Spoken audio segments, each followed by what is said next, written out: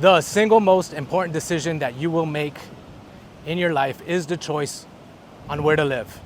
That's a quote by Naval Ravikant, and it's so true. Where you live impacts so many things in a big way. It affects your mental health, your physical health, your drive, your ambition, your motivation, the opportunities that you have, your social circle, even the meaning and purpose that you assign to life is impacted by where you live.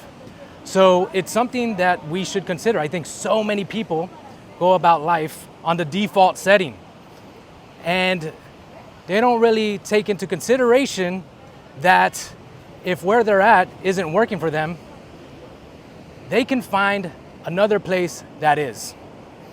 And for the most part, that's what I did. I moved here to El Salvador. There are a lot of things about this country that align with who I am, but I did run into a problem. The location with where I'm at is actually having a huge negative impact on my life.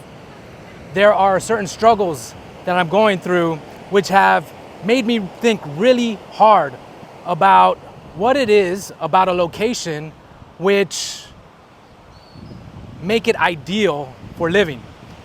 And if you're struggling, if you feel stuck, unmotivated, uninspired by where you're at, or if you just want to give this thought, then this video is for you. What I'm going to do here is break down a list of factors which I identified, because I don't want to make the same mistake again. I ended up where I'm at out of urgency. It was a snap decision. And so there was a lot of things I overlooked, and I kind of relied on the idea that everything will work out. How are you? And so somebody was trying to give me the peace sign, but I'm not recording them, I'm recording me. Anyways, so there are a lot of factors that I overlooked, just thinking that everything will work out. But the problem with this place that I'm at right now, it's actually a drain on me. It's a drain on my energy. And that's impacting everything from my mental health to physical health, as I mentioned. And so I've been thinking a lot about this. Now, when it comes to, people, they're going to have their objections. But the way I think about it, right? So the objections, first of all, are like, well, I can't just pick up and go. I got family, or, this is my hometown. I need to stay here. Whatever it is, right? These are kind of default settings, but the world has opened up, and it's not the same like it used to be, right? You can find a good quality of life all over the place. And so I think that it's worth having that conversation with yourself. Because look, at the end of the day, people have been moving all over the world for a better life. If you think about the way America was founded, people got in ships, wooden ships, traveled over the Atlantic with no technology, not knowing where they're going or what would find them when they arrive, and all for a pursuit of a better life. And I think personally we owe that to ourselves. Now, if you're happy with where you live, that's fine. There are trade-offs, right? Nothing's perfect. I don't imagine that I'm going to find the perfect place.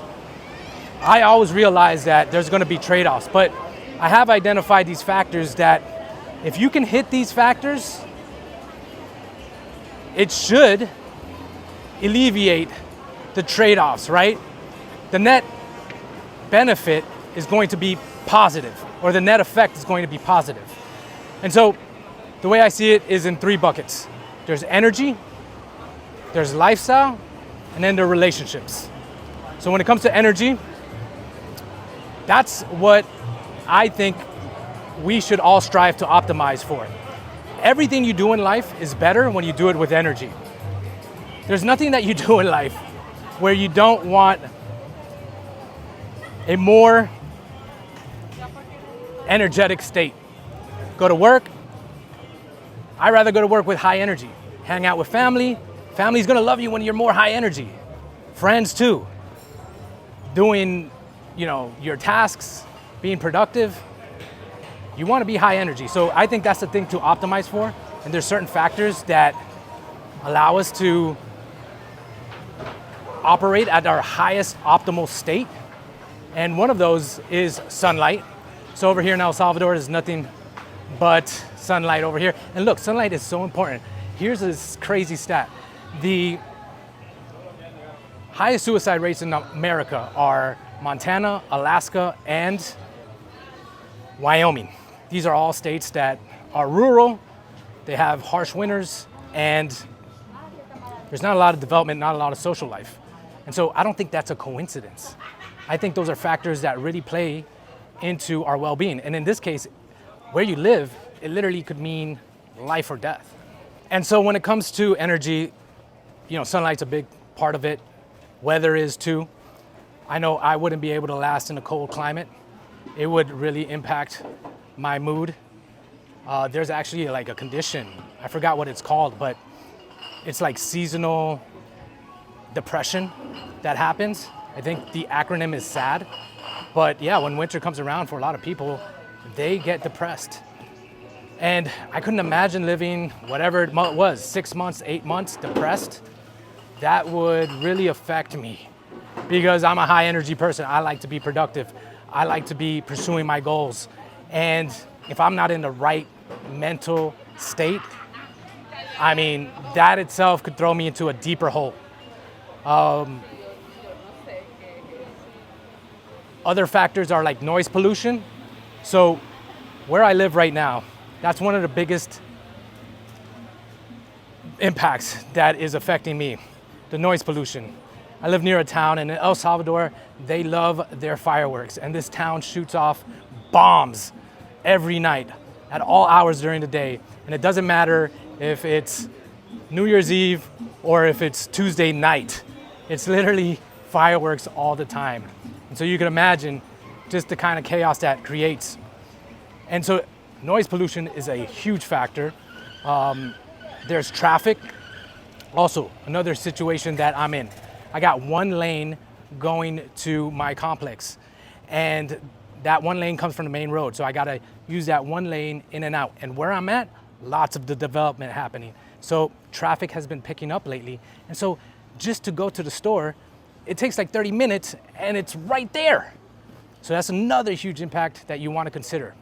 And these all are little friction points that are scattered throughout society that, by the time you just do simple mundane tasks, man, you feel like all your energy is zapped. And so again, that's just an example of how where you live, like specific to the location, has a huge impact. The people as well. Luckily, the people here in El Salvador are great. And so every interaction that you have is usually positive. But I've lived in places where it was 50-50, right? You have 10 interactions in the day where you're, just interacting with parts of society, whether it's the cashier, whether it's the bank teller, whether it's, the mailman, that 5 out of 10 of those are bad. You just get a bad vibe, or you get in an argument, or you get in a miscommunication. And so that itself can be a drain as well. Places to walk are another big one.